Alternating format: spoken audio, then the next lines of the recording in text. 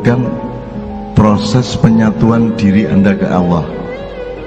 Nyawiji bahasa Jawanya, siji nyawiji,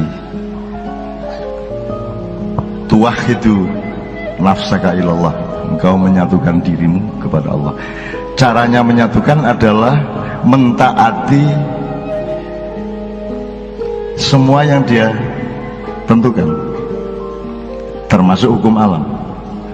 Jadi tauhid itu sebenarnya di dalamnya ada ilmu alam, ada fisika, ada zoologi, botani, ada matematika. Jadi seluruh pelajaran-pelajaran yang Anda jumpai di sekolah itu sebenarnya adalah ilmu tauhid sebenarnya. Cuman sekarang kita mengikuti satu pandangan yang sekuler atau sekularistik, di mana pelajaran-pelajaran kayak matematika, ilmu alam itu dianggap pelajaran umum yang atau disebut bukan pelajaran agama, sehingga Anda tidak pernah memiliki kepekaan dan asosiasi bahwa untuk menemukan bahwa itu semua adalah bagian yang sangat harus Anda olah sebagai bagian dari ilmu tauhid. Jadi kalau Anda bertauhid kepada Allah, Anda harus mengakui semua ciptaannya dan mengikuti semua hukum-hukumnya, mau tidak mau. Tidak ada jalan lain. Nah, peradaban modern ini adalah peradaban yang melawan sunnah Allah. Dia hanya taat sepanjang menguntungkan dia, kan begitu. Misalnya Anda bikin mobil, bikin pesawat, ya Anda harus taat kepada gravitasi, Anda respon seperti ini. Anda tidak bisa tidak menyesuaikan dengan kehendak alam, kehendak Allah. Tetapi pada saat atau pada soal-soal atau pada bab-bab wilayah-wilayah yang Anda bisa langgar, Anda melanggar. Misalnya yang disebut Cak Mif tadi, ekosistem. Kenapa macan harus makan di bawahnya makan bawahnya lagi dan seterusnya. Itu Allah mengatur sedemikian rupa, itu oleh manusia dipotong karena kepentingan kapitalisme. Hancurnya pertanian di Indonesia kan karena kapitalisasi pupuk, pestisida pada waktu Orde Baru dulu kan gitu. Nah itu peluang-peluang di mana manusia bisa melanggar Allah. Jadi sesungguhnya pupuk yang tidak tepat, ya, penggunaannya itu adalah kekufuran. Kalau pakai bahasa agama itu kekufuran. Nah saya kira yang harus kita bangun sekarang, terutama oleh anak-anak muda, adalah cara melihat kehidupan, cara melihat masalah, cara berpikir bahwa ternyata apa saja yang Anda pelajari yang disebut ilmu umum, dari goniometri, stereometri, sampai ada tangen, kotangen, apa menanya,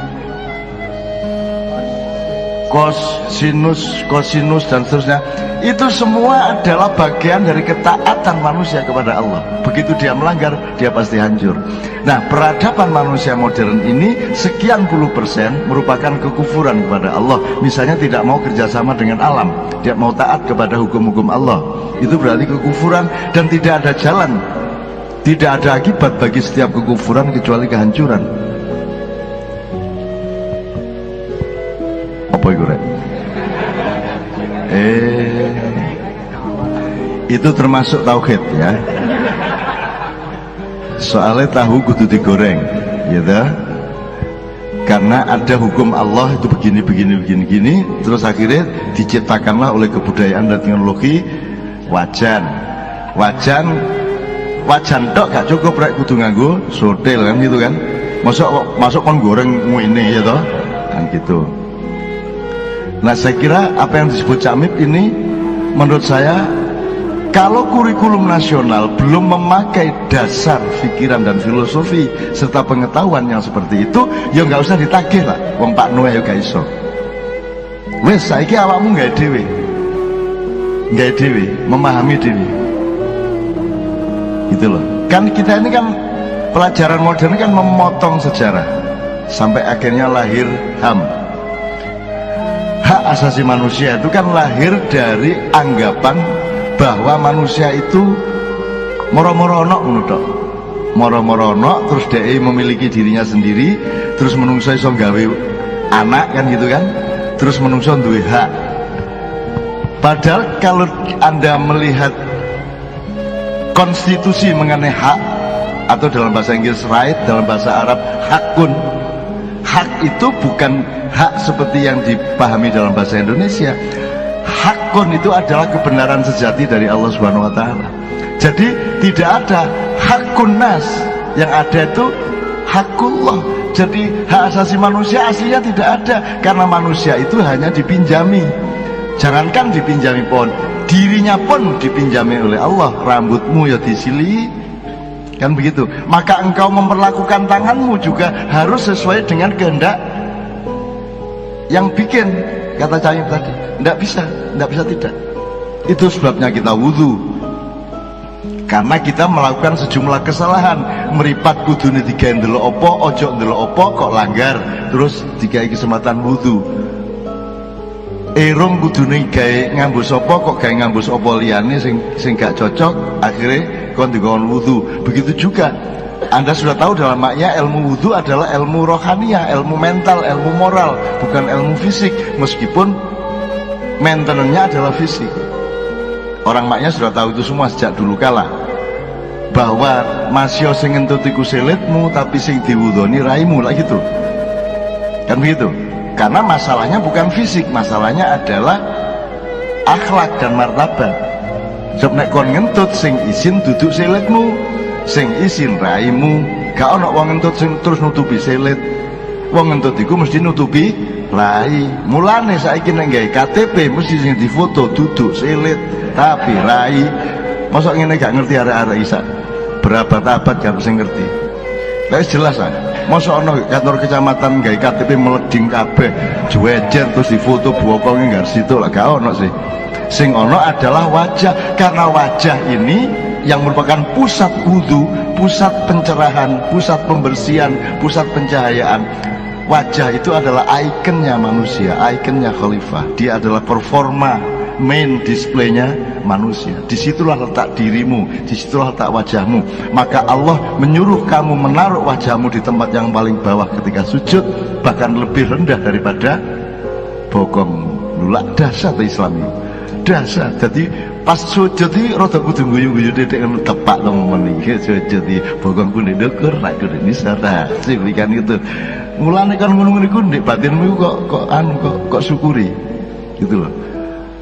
Mulane uang sing penting raine. Misalnya siapa? Misalnya Hartono, oh sing anu iku sing rada kreteng iku gitu kan, sing didelok kan raine. Sing mosok sing dieling-eling gegere lah gak. Makanya yang terpenting dalam kehidupan manusia adalah muwajah.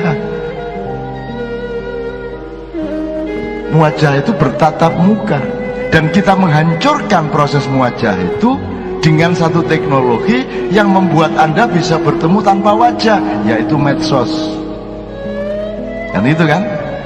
Media sosial, media massa, segala macam itu sebuah rahmat yang luar biasa dari penemuan dan inovasi manusia, tapi juga sebuah malapetaka yang sangat menghancurkan manusia kalau Anda tidak mengerti bagaimana memanfaatkannya. Itu sebabnya saya ingin memberi contoh kepada Anda bahwa saya tidak punya akun Facebook, tidak punya akun Twitter, dan saya tidak punya web. Yang punya web adalah organisasi yang namanya Progress, yang minta izin mendayagunakan apa yang saya omongkan untuk mereka sebarkan. Tapi saya sendiri tidak pernah melihat. Wallahi belum pernah satu kali pun saya membuka website caknun.com. Gurung tahu bukan. Jadi saya tidak pernah melihat hasil saya tidak pernah menikmati produksi saya tidak pernah menikmati prestasi saya. Saya adalah orang yang belum berprestasi, sehingga sekarang saya harus berprestasi. Gitu, saya nol terus. Biyen aku gak tau numpuk apa-apa, nol terus pokoknya. Bondoku nol. Aku jek nol rek menesuk kudu ngene. Bengine ngono aku jek nol iki meneh kudu ngene meneh. Jadi produksi terus, poso terus, gak tahu riyo. Sementara kon niku riyo ae bendino. Dan kebudayaan bangsa Indonesia itu riyo terus. Kan ngerti maksudnya riyo terus? Sembarang dirayakan.